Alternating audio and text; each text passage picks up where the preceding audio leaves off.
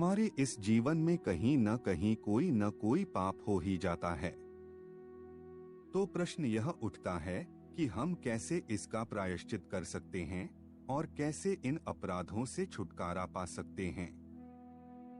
इन सभी प्रश्नों के उत्तर आप इस प्रस्तुति में जानेंगे।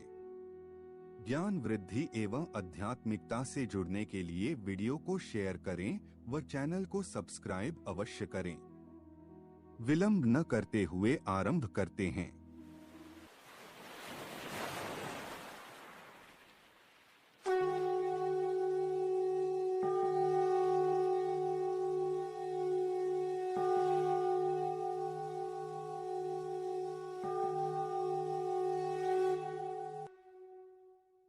पहले यह समझना होगा कि पाप क्या है। सनातन संस्कृति में पाप अपने द्वारा किए गए गलत कर्मों के लिए प्रयोग किया जाने वाला शब्द है। पाप और कुछ नहीं बल्कि ऐसे कार्य करना है जो ईश्वर की इच्छा के विरुद्ध हो या प्रकृति के नियमों या शास्त्रों के नियमों के विरुद्ध हो। अब प्रश्न यह है कि हम अपने पापों से कैसे छुटकारा पा सकते हैं।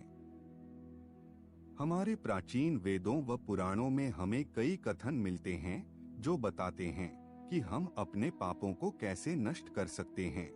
एक प्राचीनतम लघु कथा द्वारा यह सरलता से समझा जा सकता है। प्राचीन काल में एक गांव में सागर नामक व्यक्ति रहता था। वह दान, पुण्य और दूसरों की सहायता करने वाला उत्कृष्ट व्यक्ति था। पूरे गांव में उसकी प्रधानता का बोलबाला था, परंतु बुरी संगति के कारण सागर हर प्रकार के पाप व दोषों में भागीदारी लेने लगा। वह मांसाहार, मदिरापान, वेश्यावृत्ति, जानवरों का शिकार करना आदि जैसे कई प्रकार के कुमार्गों पर चलकर अपने जीवन को नष्ट करने लगा। तभी उनके गांव में साधुओं का आगमन हुआ और उन्होंने गांव के एक व्यक्ति से पूछा कि हम किसके घर पर जाकर भोजन ग्रहण कर सकते हैं। उस व्यक्ति ने उन्हें सागर के पास भेज दिया। सागर के घर जाने के उपरांत साधुजन देखते हैं कि यहाँ तो दो मृग मृत अवस्था में पड़े हैं और इस व्यक्ति की वेशभूषा भी अत्यंत गंदी है। यह सब देखकर साधुओं ने बड़े क्रोध से कहा कि ओ महापापी मानुष, तू अपने जीवन को क्यों नष्ट कर रहा है? परमात्मा से डर। उनका क्रोध देखकर सागर ने उनसे क्षमा मांगी और कहा कि हे साधुओं, मैं दोषी हूँ, मैं महापापी हूँ।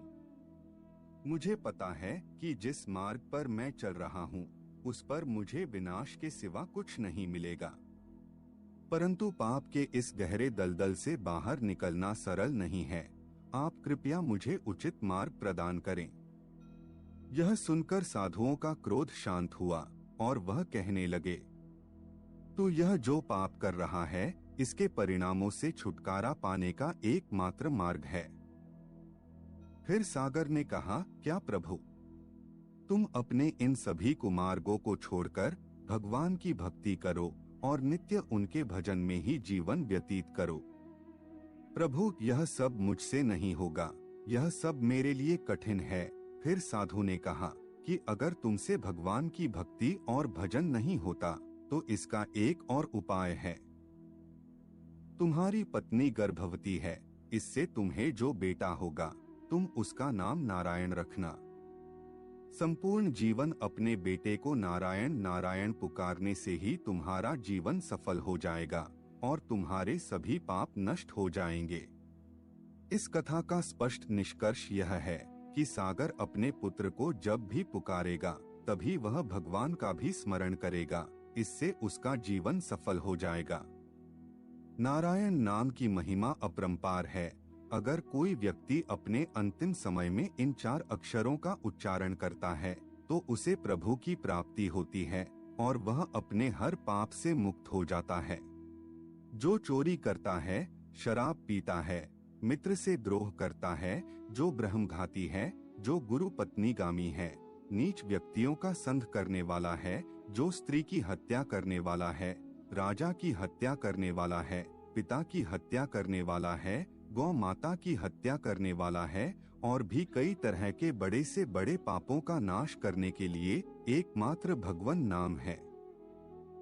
जो हरि नाम का उच्चारण करते हैं, कृष्ण नाम का उच्चारण करते हैं, राम नाम का उच्चारण करते हैं और नारायण नाम का उच्चारण करते हैं, वह सभी पापों से मुक्त हो जाते हैं।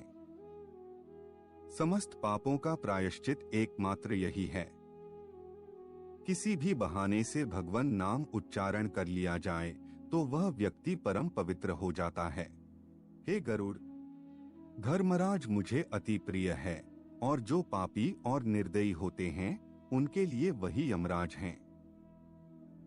यमराज स्वयं अपने दूतों से कहते हैं कि अगर किसी व्यक्ति के गले में तुलसी माला है, जीभा पर मेरे स्वामी श्री हरि का नाम है, उन्हें तुम किसी भी तरह की पीड़ा नहीं दोगे और उनका आदर भी करोगे, उन्हें लाने की बात तो दूर, तुम उनकी तरफ देखोगे भी नहीं।